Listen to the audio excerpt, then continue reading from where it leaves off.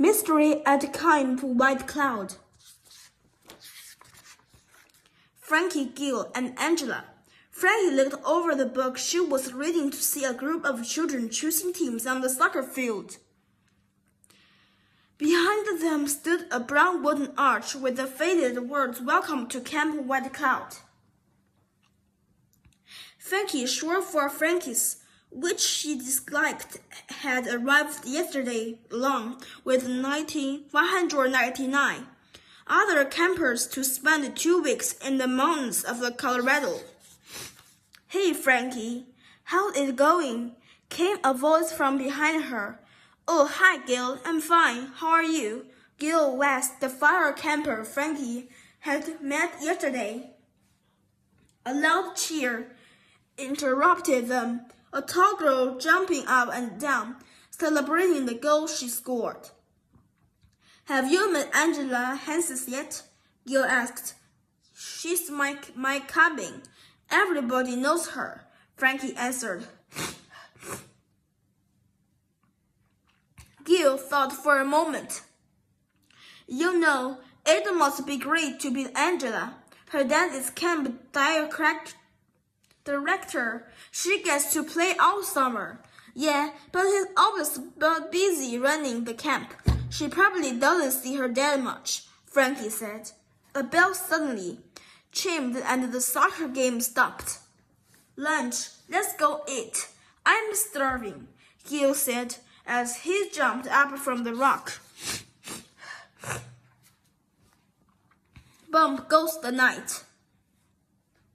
That night, Frankie lay on the bunk after lights out. She thought of the story Old Man Looper that Angela told earlier.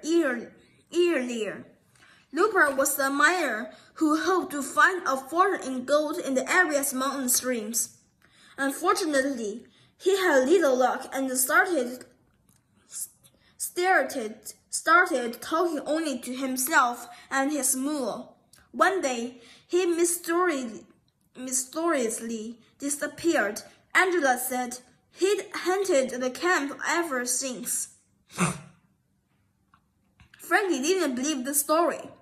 It was just meant to scare new campers, she thought as she drifted off to sleep. What was that? A voice called out. Frankie shot up in her bunk. "Shh, listen," someone whispered from a lower bunk.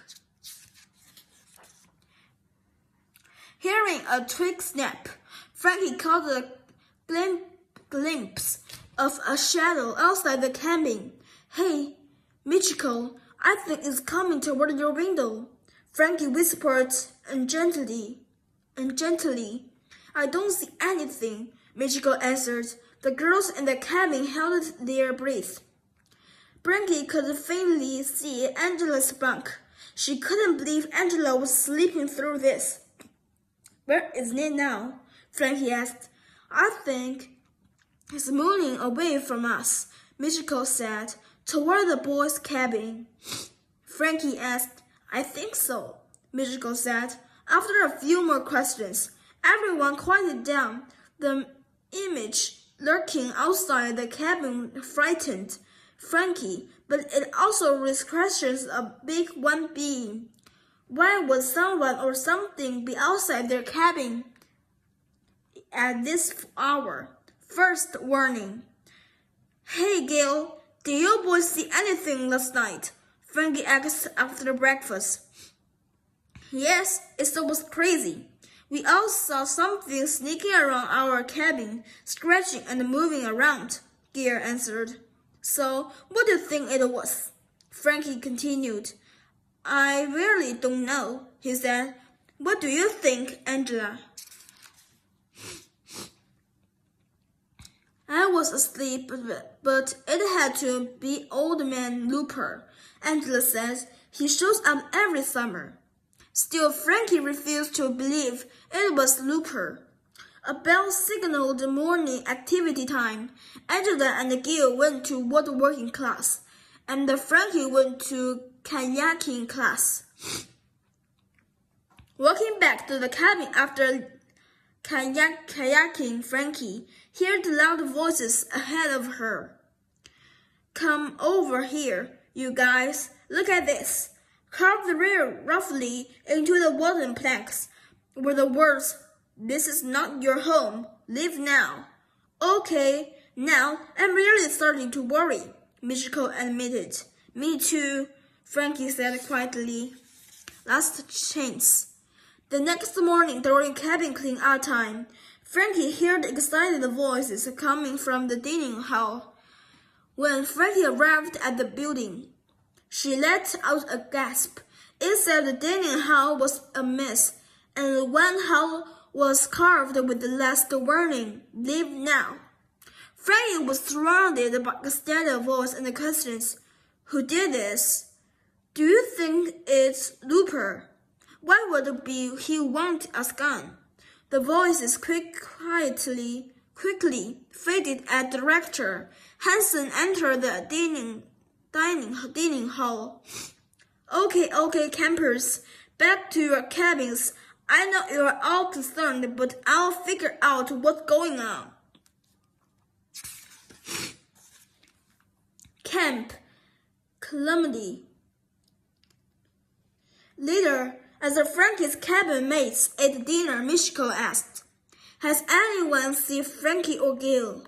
No one had seen them since they were ordered back to their cabins. Suddenly, the loudspeaker crackled to life. The campers yelped in surprise. It was already craving being in the dining hall after what had happened to it. "Attention, campers! There will be a mandatory all-camp meeting in 10 minutes. Word spread quickly that Frankie and Gil were missing. 10 minutes later, Director Hansen spoke gravely. For the first time in its 40 years history, Camp White Clouds will be closing early. Wait, Director Hansen. All heads turned to see Frankie and Gil sprinting toward them. "Frankie, Gil, where have you been?" asked Director Hansen. Frankie walked up to Director Hansen and whispered in his ear. After a few moments, Director Hansen straightened up. "White Cloud campers," he began. "I have some great news. Thanks to Frankie and Gil, Camp White Cloud stays open.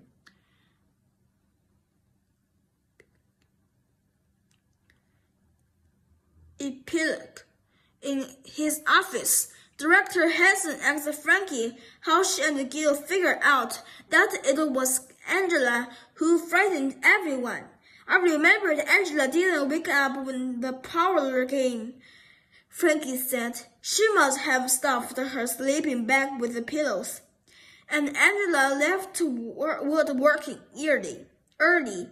She said she was feeling sick," Gil said. "The dining hall, she must have done that by sneaking out where everyone was sleeping," Frankie said. "Then we went looking for the clues and found a letter addressed to you, sir, in her woodworking box," Frankie said. "That's when we really realized how upset she was." Angela looked up at her father. "Daddy, I'm so sorry. I know it was wrong." "Oh, Angela, I'm so sorry too," Director Hansen said. Angela continued with tears in her eyes. "I know how important you are to all of these campers, but I just couldn't stand not getting time with you anymore." "It's okay. It's good things we had the detectives like Frankie and Gil to solve the case."